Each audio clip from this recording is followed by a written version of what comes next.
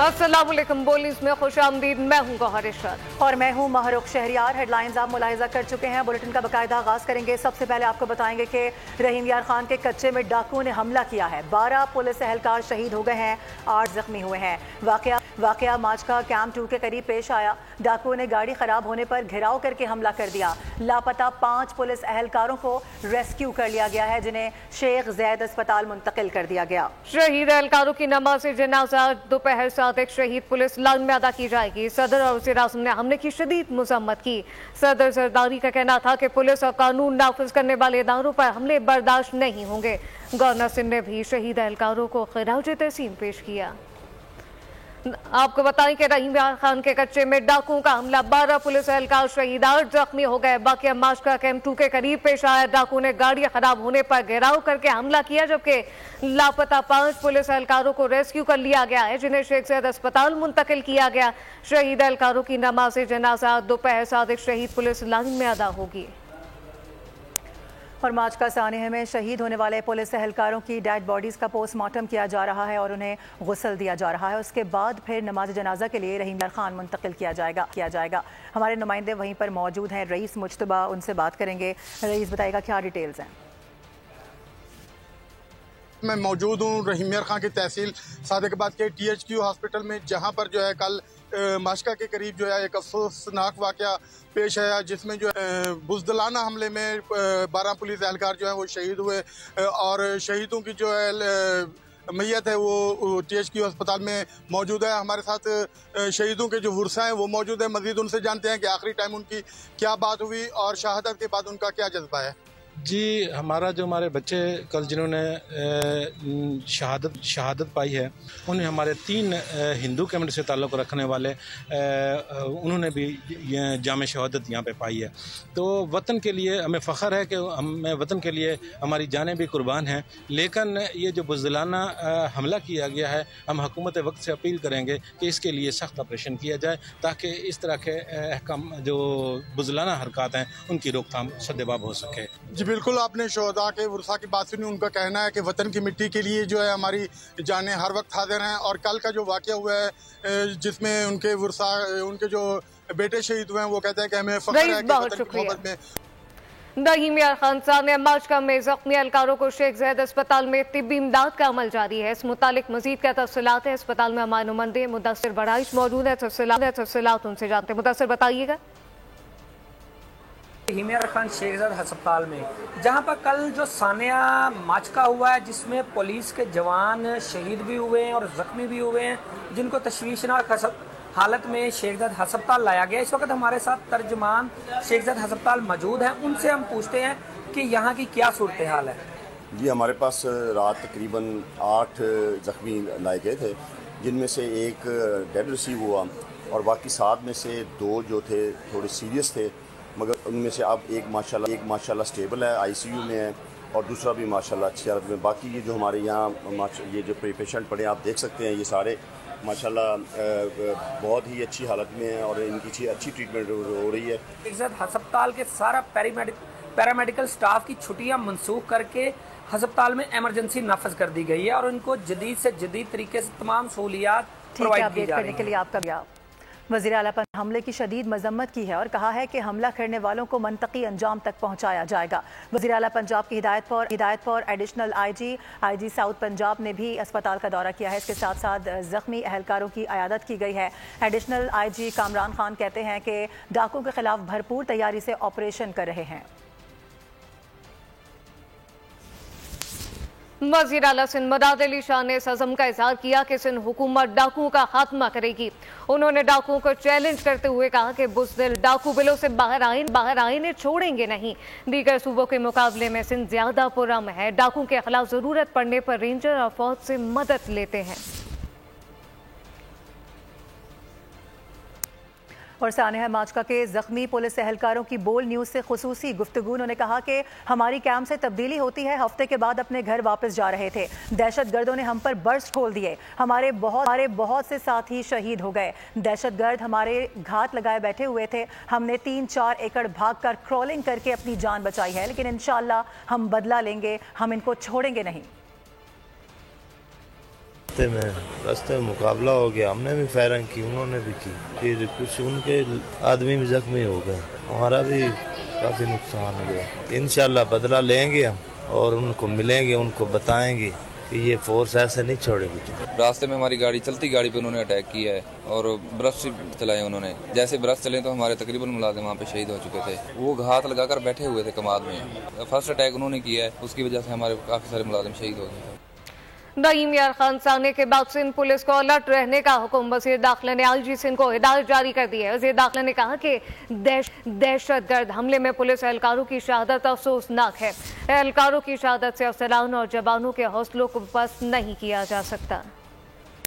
एक और हादसे की बात करेंगे। ईरान हादसे में जान बहक होने वाले ज़ायरीन की मैयतें और ज़ख्मियों को आज खुसूसी जहाज से सखर एयरपोर्ट पर लाया जाएगा। वहीं पर मौजूद हैं ब्यूरो हेड सखर शाहिद अली, उनसे बात करेंगे।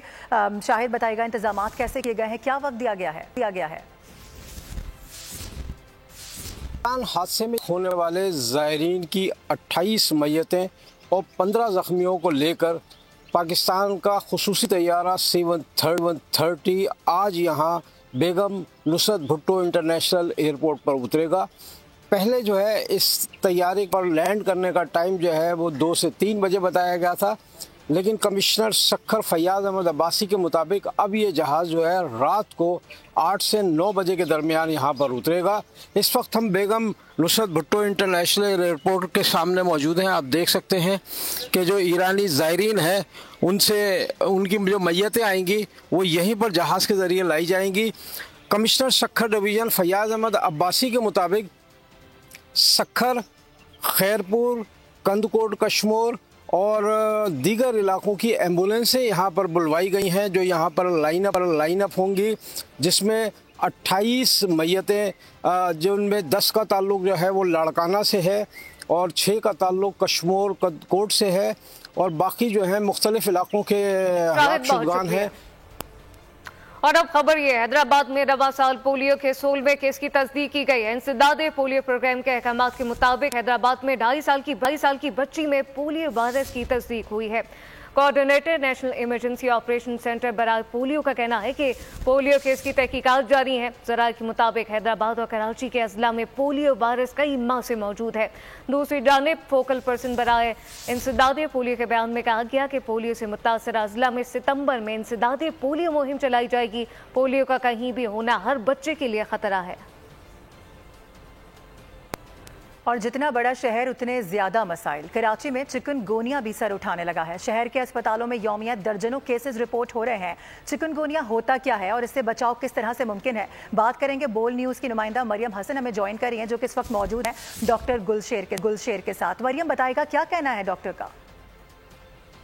बिल्कुल, जहां शहर कायद में बॉर्डर बॉर्न डिजीज़ लिखने में आ रहा है, वहीं दूसरी जानिब डेंगू मलेरिया के साथ साथ जो है अब चिकनगुनिया के केसेस भी रिपोर्ट होना शुरू हो गए हैं। JBMC में यौमिया बुनियादों पर कितने केसेस रिपोर्ट हो रहे हैं, चिकनगुनिया इटसेल्फ क्या बीमारी है और शहरी कौन सी एहतियाती तदाबीर इख्तियार करके चिकनगुनिया से बच सकते हैं, हम डॉक्टर गुलशेर से जानते हैं। ऐसे है कि चिकनगुनिया बुनियादी तौर पर एक वायरस है, तो ये ज़्यादातर हमारे पास ऐसे आते हैं कि इनिशियली तो मरीज़ को होता है फीवर के साथ आते हैं और जॉइंट पेन के साथ आते हैं। जॉइंट पेन के साथ आते हैं, यह है कि मरीज़ आते ही कहते हैं कि छोटे जॉइंट्स में पेन होता है। एहतियाती तदाबीर यही होंगे कि हम मच्छरों से बचें, जैसे कि हम नेट्स लगा सकते हैं, मॉस्किटो रिपेलेंट्स यूज़ कर सकते हैं कि शहरी जो हैं वो एहतियाती तदाबीर इख्तियार करें ताकि चिकनगुनिया से। मरियम, बहुत शुक्रिया।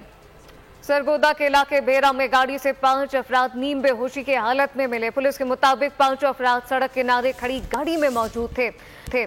पेट्रोलिंग पुलिस की मदद से 5 अफराद को फौरी तौर पर करीबी अस्पताल मुंतकिल किया गया, जहां 4 अफराद दौरान इलाज चल बसे, जबकि एक मुसाफिर ताहल अस्पताल में ज़ेरे इलाज है। मुतासर अफराद का ताल्लुक एक ही खानदान से बताया जाता है, जबकि बजरिया मोटरवे लाहौर से इस्लामाबाद जा रहे थे। डॉक्टर ने खदशा जाहिर करते हुए कहा कि मुमकिन है कि हलाकत फूड पॉइजनिंग के बायस हुई हो। और अब आपको ये बताएं कि कराची में कैंट स्टेशन के करीब मुसाफिर बस के हवाले से भी अपडेट करेंगे, लेकिन अभी आपको बता दें कि कराची के इलाके कारसाज में 19 अगस्त को होने वाले हादसे की नई वीडियो सामने आ गई है। वीडियो में देखा जा सकता है कि मुलजिमा ने मोटरसाइकिल पर सवार बाप बेटी को टक्कर मारने से कबल एक सफ़ेद गाड़ी और मोटरसाइकिल को भी टक्कर मारी है। मुलजिमा की जो गाड़ी की रफ्तार थी वो गैर मामूली हद तक तेज थी। अपडेट कर रहे हैं आपको, अफसोसनाक सानहा रिपोर्ट हुआ 3 रोज़ कबल कराची का इलाका कारसाज, जो कि इस वक्त खबरों की जीनत बनी हुई है ये खबर, और आपको ये अपडेट कर रहे हैं कि इसकी मुख्तलिफ CCTV फुटेजेस सामने आ रही हैं। एक और नई वीडियो सामने आई है जिसमें देखा जा सकता है कि मुलजिमा ने मोटरसाइकिल पर बाप और बेटी को टक्कर मारने से कबल एक सफ़ेद गाड़ी को टक्कर मारी है और मुलजिमा की गाड़ी की रफ्तार गैर मामूली हद तक तेज दिखाई दे रही है। कराची के हसा हल पुल शहरियों के लिए असियतनाक और जानलेवा बनने लगे हैं, जबकि सुराग कोट से गुजरने वाले बड़ी तकलीफ से गुजरते हैं।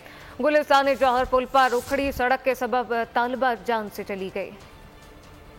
कराची के खस्ता हाल पुलों से गुजरना बड़ी अजियत से गुजरना है। गाड़ियां तबाह हो रही हैं, गुजरने वालों का हाल बुरा है।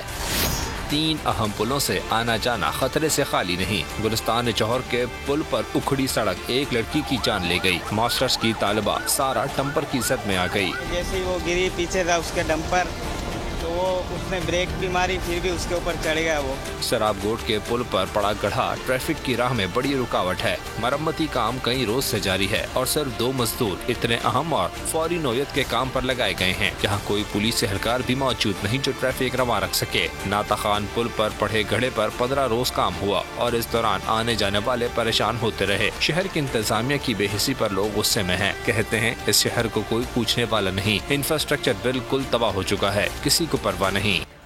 और अब कुछ बात सियासत की करते हैं। अपोजिशन जमातों का ग्रैंड अलायंस बनेगा या नहीं? मफादात की खातिर अपोजिशन की दो बड़ी जमातें एक होने पर राजी हो गई हैं। पाकिस्तान तहरीक इंसाफ का वफ्द आज मौलाना फजल रहमान से मुलाकात करेगा। अली शेर से बात करेंगे। अली शेर बताएगा मुलाकात कब तक मुमकिन है, क्या क्या इसमें खद्दोखाल सामने आएंगे?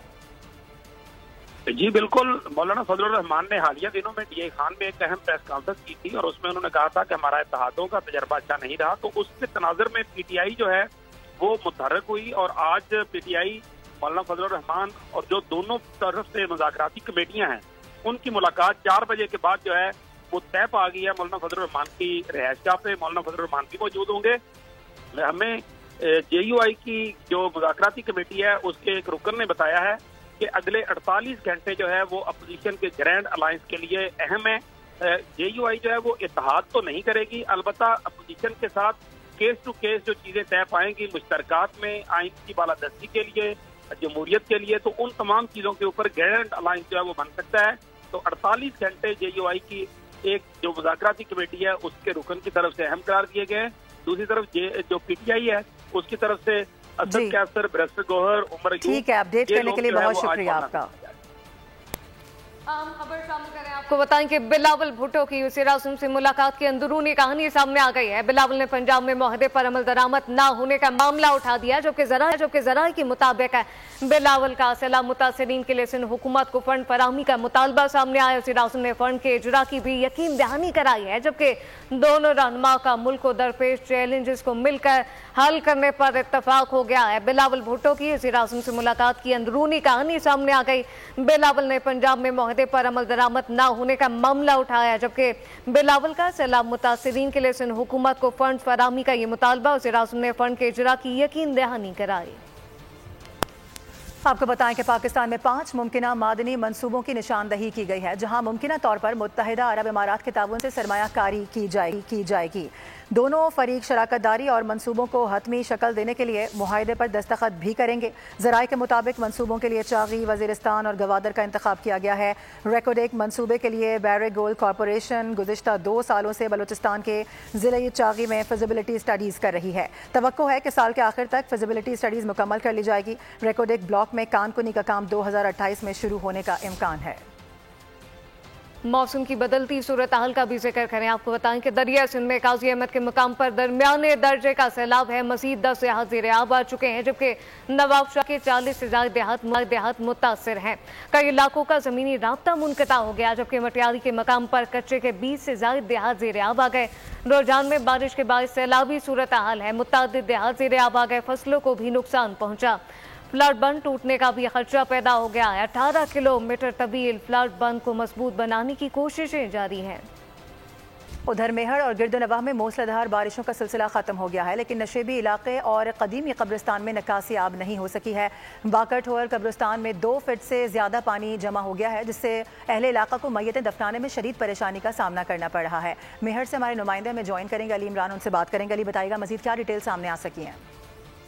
जी, मुल्क भर की तरह मेड़ और गिरदोनवाह में मूसलाधार बारिशों का सिलसिला 5 रोज़ से ख़त्म हो गया, लेकिन 5 रोज़ गुजरने के बावजूद शहर के अक्सर इलाके राइश इलाकों से घाड़ी रोड, इब्राहिम चना कॉलोनी, अब्दुल्ला कॉलोनी और थिबा रोड से निकासी आपका अमल जो है मुकम्मल ना हो सका है।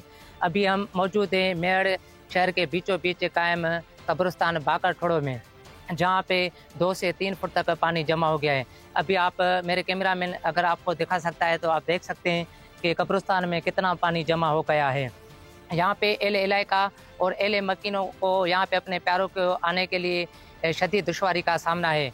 हुकूमत सिंध से मुतालबा किया है कि म्यूनसिपल कमेटी की नाअहली का नोटिस लिया जाए और कब्रिस्तान से निकासी करने के लिए बहुत शुक्रिया आपका। और कराची वाले अभी थोड़ा सा सब्र करें, फिलहाल बारिशें नहीं होनी। चीफ मेट्रोलॉजिस्ट सरदार सरफराज कहते हैं कि 26 अगस्त से 30 अगस्त के दरमियान मॉनसून का एक नया स्पेल शुरू हो सकता है। बोल के मॉर्निंग शो में बात करते हुए उनका कहना था कि सिंध के 95% हिस्से पर बारिश होगी, कराची में भी हो जाएगी।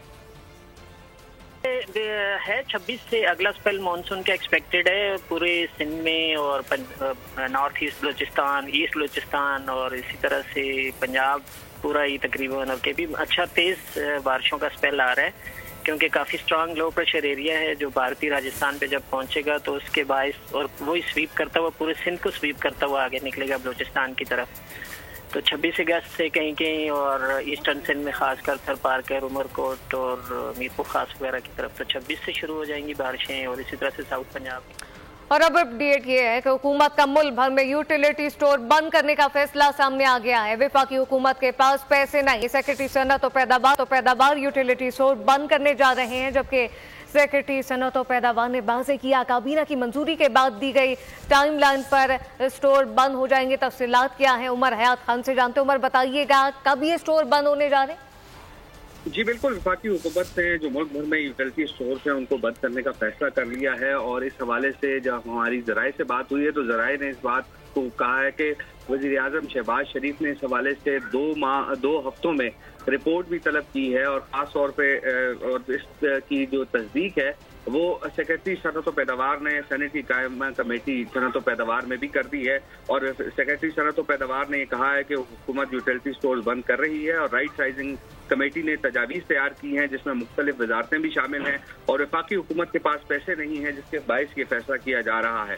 वफाकी काबीना की मंजूरी के बाद जो टाइमलाइन तय होगी इसके मुताबिक स्टोर्स बंद हो जाएंगे, और राइट साइजिंग कमेटी की दीगर इदारों को बंद करने की तजावीज़ जो है वो वफाकी काबीना को भेजी जाएगी। इस हवाले से सेक्रेटरी पैदावार ने मजीद कहा कि हुकूमत जो है वो गैर जरूरी कारोबार से बाहर निकलना चाहती है। आपके पास पैसे नहीं है इसलिए यूटिलिटी स्टोर बंद करने का फैसला कर लिया गया है। उमर हयात खान अपडेट कर रहे थे, आपका शुक्रिया। गजा पर इसराइल के वहशाना हमले जारी हैं। दीरुल बला और खान यूनुस में ऑपरेशंस के दौरान मजीद 40 अफराद शहीद कर दिए गए। इसराइल की धमकी के बाद हजारों फलस्तीनी दीरुल बला से हिजरत कर गए। दूसरी जानिब इसराइली मुज़ाकरात का काराकार पहुंच गए हैं, जबकि जहां जंगबंदी के लिए बातचीत होगी दूसरा दौर होगा। अक़वाम मुत्तहिदा में अमरीकी मंदूब ग्रीनफील्ड ने सलामती कौंसिल को बताया कि गजा जंगबंदी मुआहदा जल्द तय पाने वाला है। इसराइल की दहशतगर्दी से मजमूई तौर पर 40,265 फलस्तीनी शहीद हो चुके। और शिकागो फलस्तीनियों के साथ खड़ा है। डेमोक्रेट्स कन्वेंशन के आखिरी रोज भी अमरीकियों का गजा वालों से इजहार यकजहती, जबरदस्त रैली निकाली गई है। हर जानिब फलस्तीन के परचम लहरा रहे थे। मुजाहिरीन प्ले कार्ड्स उठाए हुए थे जिन पर फलस्तीन के हक में नारे दर्ज थे। अमरीकी डेमोक्रेटिक नेशनल कन्वेंशन की आखिरी रात खानदान साथियों और चंद रिपब्लिकन की जानिब से सदारती उम्मीदवार कमला हैरिस को भरपूर हिमायत का यकीन दिलाया गया, जबकि गवर्नर मिशिगन और एरिज़ोना के सेनेटर मैकेली ने खिताब में डोनाल्ड ट्रंप पर कड़ी तनकीद की। कहा ट्रंप आमिरों के दोस्त हैं और खुद भी एक आमिर बनना चाहते हैं। इलिनॉय के रिपब्लिकन रुकन एडम्स ने कहा कि ट्रंप ने पार्टी की रूह कुचल दी। डेमोक्रेटिक सदारती उम्मीदवार कमला हैरिस गजा जंग के खात्मे और दुनिया भर में आमिरों के खिलाफ लड़ाई के लिए पुरअज़्म है। यूक्रेन रूस जंग जोरों पर है। बहर अस्वद की बंदरगाह पर लंगर अंदाज एक रूसी कश्ती पर यूक्रेन ने हमला कर दिया है। 17 लोग रेस्क्यू ऑपरेशन में बचा लिए गए हैं, एक लापता है। हमले का हदफ 30 फ्यूल टैंक्स थे। दूसरी जानिब रूस ने दावा किया है कि डोनेस्क में फौज ने कामयाब पेशकदमी कर दी है। एक इलाके का कंट्रोल संभाल लिया गया है और कई महाजों पर यूक्रेनी फौजियों और सामान जंग को निशाना बनाया गया। बांग्लादेशी क्रिकेटर शकीबुल हसन पर ढाका में कत्ल का मुकदमा दर्ज कर लिया गया। बांग्लादेशी मीडिया के मुताबिक गारमेंट फैक्ट्री के मुलाजिम रुबेल के वालिद ने ढाका के अदापुर पुलिस स्टेशन में मुकदमा दर्ज करवाया। रुबेल 5 अगस्त को मुजाहरे के दौरान गोली लगने से जान बहक हुए थे। मुकदमे में साबिक वज़ीर-ए-आज़म हसीना बलजित समेत दीगर अफराद को भी नामजद किया गया। अवामी लीग के साबिक MP शकीबुल हसन रावलपिंडी में पाकिस्तान के खिलाफ पहला टेस्ट खेल रहे हैं। फिशा फूट पड़ा है। जनूब मगरबी इलाके में फूटने वाले आतिश फिशा से सुर्ख लावा निकल रहा है। करीब से गुजरने वाली मरकजी शहरा के मुसाफिर ये मंजर कैमरे में महफूज कर रहे हैं। आतिश फिशा की पहुंच 3.9 किलोमीटर तक बताई जा रही है। यह आतिश फिशा किसी पहाड़ के दहाने से नहीं बल्कि जमीन पर पड़ने वाली बड़ी दरारों से फूट रहा है। खेल के मैदान से खबर, मैनचेस्टर टेस्ट में इंग्लैंड ने श्रीलंका के खिलाफ 23 रन की बढ़तरी हासिल कर ली है। मैनचेस्टर में बारिश के बाद दूसरे रोज सिर्फ 57 ओवर का खेल मुमकिन हो सका। इंग्लिश टीम ने 6 विकेटों पर 259 रन स्कोर किए।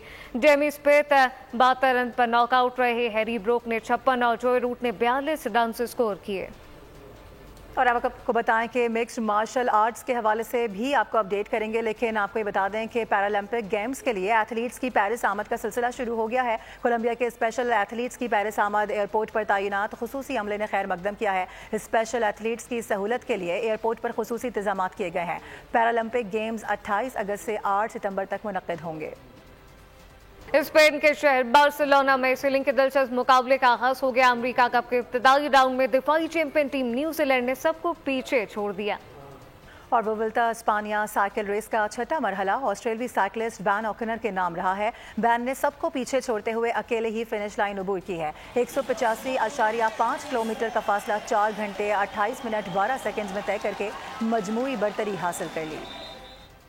और अब आपको बताएं कि कैलिफोर्निया के सान कार्लोस बीच हज़ारों से लाइंस ने कब्जा कर लिया है। माहिरीन का कहना है कि सी लाइंस बेहतर खुराक की दस्तियाबी के बायस साहिल पर आए हैं और सी लाइंस के तहफ़्फ़ुज़ के पेश नज़र इलाके में सयाहों का दाखिला बंद कर दिया गया है।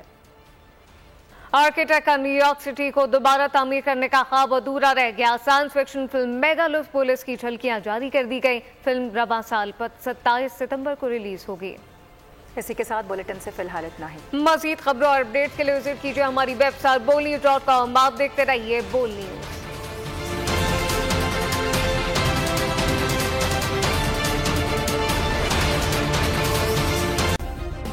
सब्सक्राइब करें और बेल दबाएं ताकि कोई खबर रह न जाए।